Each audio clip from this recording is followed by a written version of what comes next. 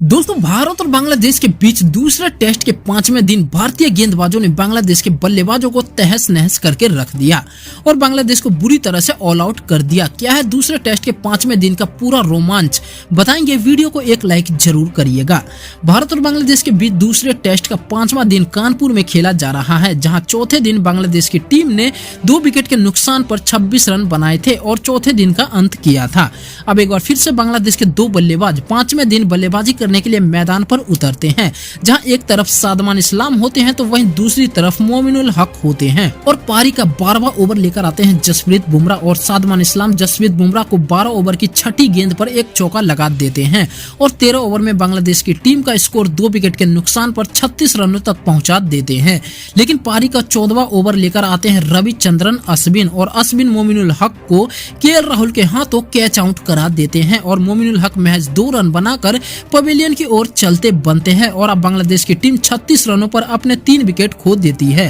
और उसके बाद बल्लेबाजी करने के लिए उतरते हैं कप्तान नजमुल हुसैन संतो और दोनों बल्लेबाज मिलकर बांग्लादेश की पारी को धीरे धीरे आगे बढ़ाना चालू करते हैं और 25 ओवर तक अपने टीम का स्कोर 3 विकेट के नुकसान पर 87 रनों तक पहुंचा देते हैं। जहां सादमान इस्लाम 46 रनों पर बल्लेबाजी कर रहे होते हैं तो वहीं दूसरी तरफ नजमुल हुसैन संतो 18 रनों पर बल्लेबाजी कर रहे होते हैं। लेकिन उसके बाद पारी का 28वां ओवर लेकर आते हैं रविंदर जडेजा और जडेजा कप्तान नजमुल हुसैन संतो को क्लीन बोल्ड कर देते हैं और नजमुल हुसैन संतो 19 रन बनाकर बांग्लादेश का साथ छोड़कर चले जाते हैं। वहीं दूसरी तरफ सादमान इस्लाम मैदान पर डटे रहते हैं और 28वें ही ओवर में अपनी 50 पूरी करते हैं। लेकिन उसके बाद पारी का 29वें ओवर में आकाशदीप सेट हो रहे बल्लेबाज सादमान इस्लाम को 50 रन के स्कोर पर यशस्वी जायसवाल के हाथों कैच आउट कराकर पवेलियन का रास्ता दिखा देते हैं और अब बांग्लादेश का टोटल स्कोर 29 ओवर में 95 रन हो चुका था। वहीं बांग्लादेश ने अपने 5 बल्लेबाजों को भी खो दिया था और मैदान पर मौजूद थे लिटन दास और मुशफिकुर रहीम। लेकिन पारी के 30वें ही ओवर में रविंदर जडेजा ने लिटन दास को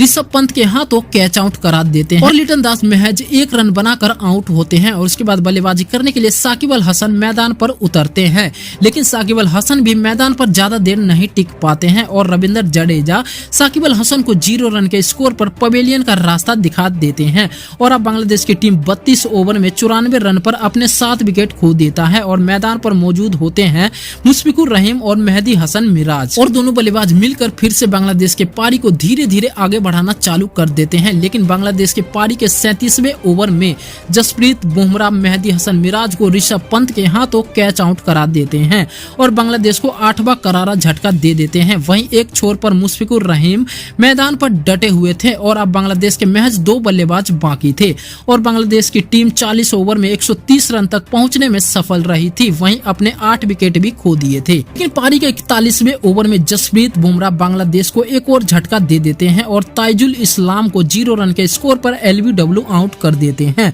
और उसके बाद 47वें ओवर में जसप्रीत बुमराह सेट बल्लेबाज मुशफिकुर रहीम को क्लीन बोल्ड कर देते हैं और बांग्लादेश के पारी का अंत करते हैं। मुशफिकुर रहीम 37 रन बनाकर आउट होते हैं और पूरी बांग्लादेश की टीम 146 रनों पर सिमट जाती है। भारतीय गेंदबाजों ने बांग्लादेश के बल्लेबाजों को मैदान पर टिकने का मौका ही नहीं दिया, जहां जसप्रीत बुमराह 3 विकेट, रविचंद्रन अश्विन 3 विकेट और रविंदर जडेजा को भी 3 विकेट मिलता है। साथ ही आकाशदीप को 1 सफलता मिलती है और अब भारत को 95 रनों का लक्ष्य मिलता है। तभी एम्पायर्स लंच टाइम का इशारा कर देते हैं और लंच टाइम खत्म होने के बाद भारतीय ओपनर बल्लेबाज यशस्वी जायसवाल और रोहित शर्मा 95 रनों के लक्ष्य का पीछा करने के लिए मैदान पर उतरते हैं और भारतीय बल्लेबाज मैदान पर आते ही तेजी से रन बनाना चालू कर देते हैं और 2 ओवरों में ही बांग्लादेश के गेंदबाजों को 18 रन ठोक देते हैं। लेकिन उसके बाद पारी का 3रा ओवर लेकर आते हैं मेहदी हसन मिराज और मेहदी हसन मिराज कप्तान रोहित शर्मा को 8 रन के स्कोर पर हसन महमूद के हाथों कैच आउट कराकर भारतीय टीम को पहला झटका दे देते हैं और रोहित के आउट होने के बाद सुमन गिल मैदान पर उतरते हैं। लेकिन सुमन गिल भी मैदान पर ज्यादा देर नहीं टिक पाते हैं और मेहदी हसन मिराज गिल को भी महज 6 रनों के भीतर ही एलबीडब्ल्यू आउट कर देते हैं। लेकिन दूसरी तरफ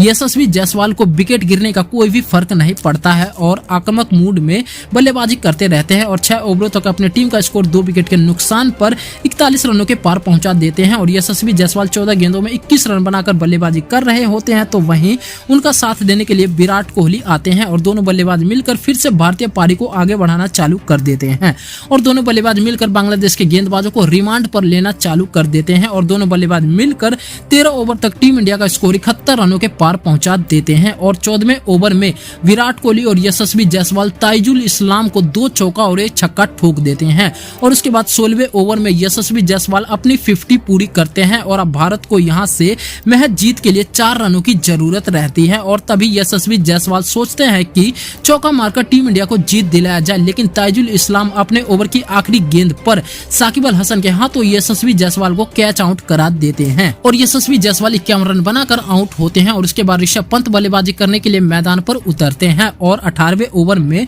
ऋषभ पंत एक चौका लगाकर टीम इंडिया को दूसरा टेस्ट जिता देते हैं और भारतीय टीम बांग्लादेश के खिलाफ 2 टेस्ट मैच की सीरीज में दोनों मैच जीतकर सीरीज अपने नाम कर लेता है। जहां विराट कोहली 29 रन बनाकर नाबाद लौटते हैं तो वहीं ऋषभ पंत भी 4 रन बनाकर भारतीय टीम को जीत दिलाकर नाबाद लौटते हैं और इस सीरीज में सबसे अहम भूमिका यशस्वी जायसवाल ने भारत के लिए निभाया है, क्योंकि यशस्वी जायसवाल ने दूसरे टेस्ट के दोनों पारी में 50 लगाकर टीम इंडिया को जीत दिलाने में अहम भूमिका निभाई है। तो दोस्तों, आपको यशस्वी जायसवाल की बल्लेबाजी कैसी लगी और आप यशस्वी जायसवाल को 10 में से कितने अंक देना चाहोगे, कमेंट करके जरूर बताएं। धन्यवाद।